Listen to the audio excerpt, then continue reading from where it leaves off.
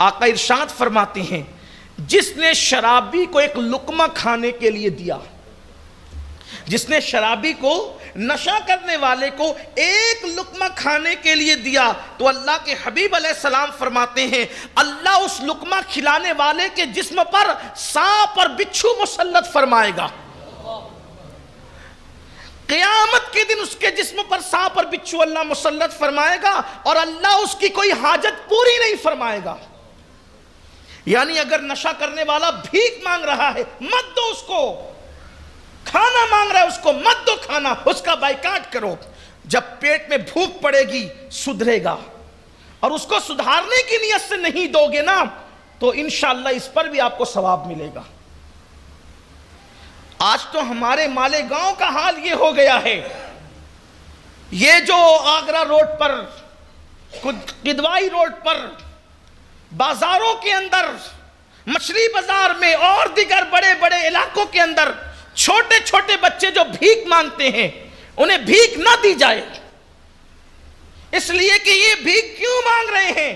ان کے ماں باپ نے ان کو بھیک مانگنے کے لیے بھیجا ہے، اور یہ بھیک مانگ کے دن بھر کما کے لے جاتے ہیں، اور ان کا باپ بیٹھ کر کے وہاں جوئے میں اڑا دیتا ہے، نشے میں اڑا دیتا ہے۔ تم اپنی محنت کی اور حلال کی کمائی کو اس طریقے سے ضائع مت کرو۔ بھیک کس کو دیں یہ بھی تو سیکھو۔ بھیک ایک صدقہ ہے جو ہم کسی کو مدد کے لیے دیتے ہیں۔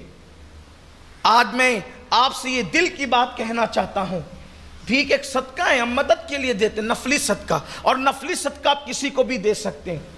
آپ اپنے پیسے سے جوئے کو فروغ کیوں دے رہے ہو؟ آپ اپنے پیسے سے نشے کو فروغ کیوں دے رہے ہو؟ ان چھوٹے چھوٹے بچوں کو بھیک مت دو، بلکہ اگر بھیک دے رہے ہو آپ ان کو بھیک مانگنے پر، بھکاری بنانے پر مدد کر رہے ہو۔ آپ کو بچوں کو کہنا چاہیے کہ آپ کام کریں یا پڑھائی کریں۔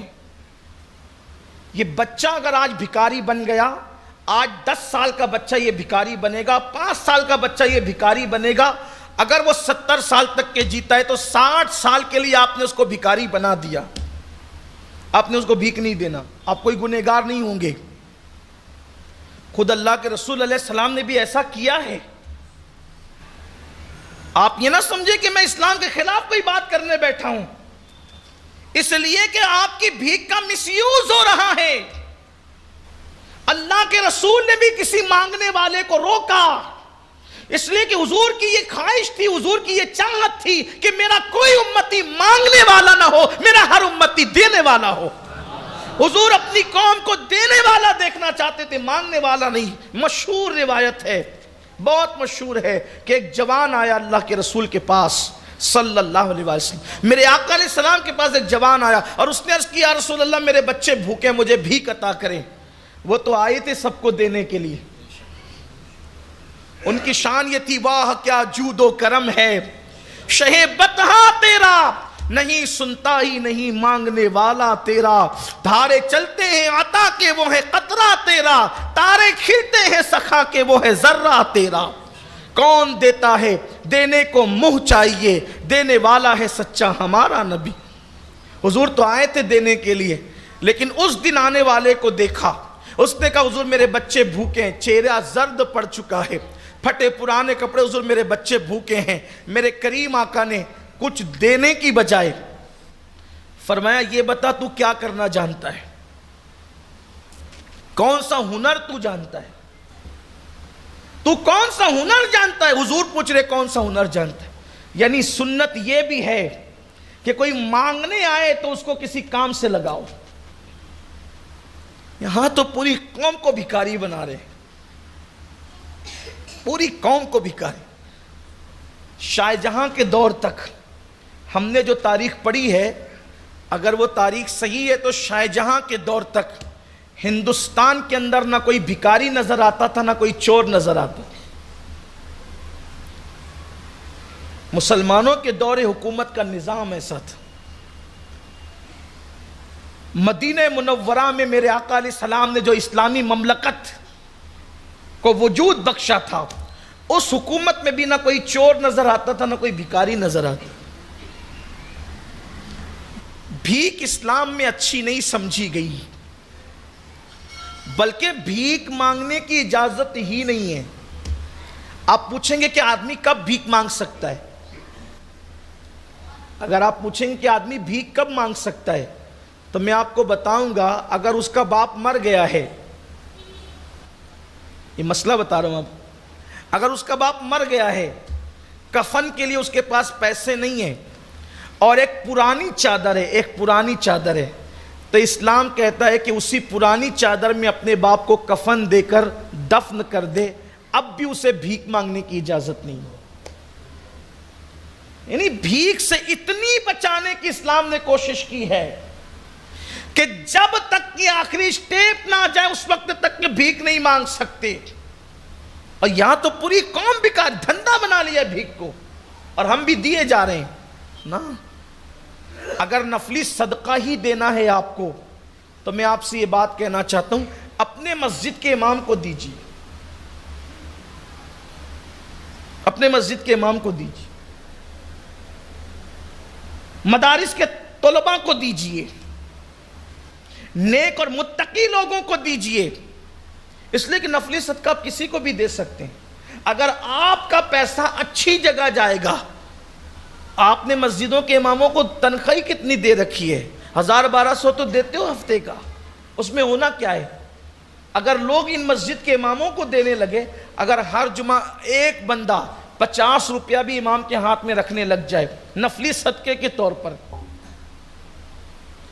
کہ میں نے اللہ کے لیے اپنے امام کو دینا ہے، اگر 500 لوگ اس مسجد میں نماز کے لیے آئے تو میں سمجھتا ہوں کہ محلے میں سب سے زیادہ امام کا ہو جائے گا، کسی پہ بار بھی نہیں پڑے گا۔ اور آپ سے کہتا ہوں اپنے اماموں کا خیال کرو، اس لیے کہ جو جج کے سامنے وکیل بن کے کھڑا رہتا ہے تم اس کا اتنا خیال کرتے ہو، جو روزانہ 5 مرتبہ اللہ کی بارگاہ میں تمہاری وکالت کرتا ہے اس کا کتنا خیال کرتے؟ نہ اماموں کی اہمیت ہے، نہ اماموں کی قدر ہے، نہ کوئی قیمت ہے،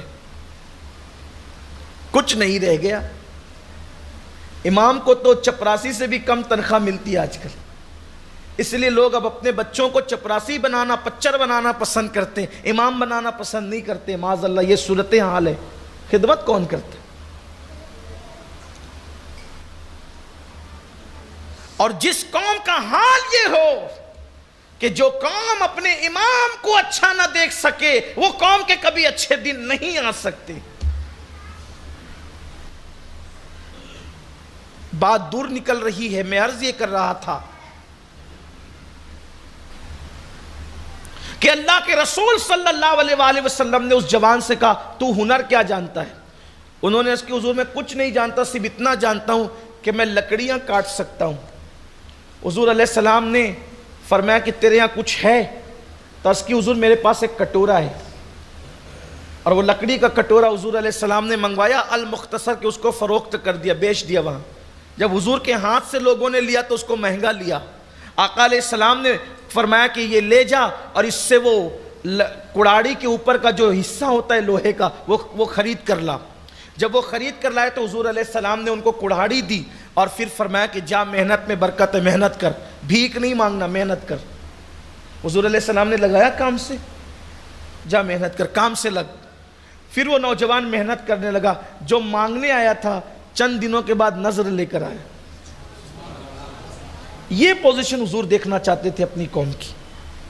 حضور علیہ السلام نے گوچے وہ لیا تو نہیں، اس میں برکت کی دعا کر دی، لیکن لکڑیاں کاٹتے کاٹتے اس کے ہاتھ سخت ہو گئے تھے، کڑک ہو گئے تھے۔ حضور علیہ السلام نے اس کے ہاتھوں کو چوم لیا،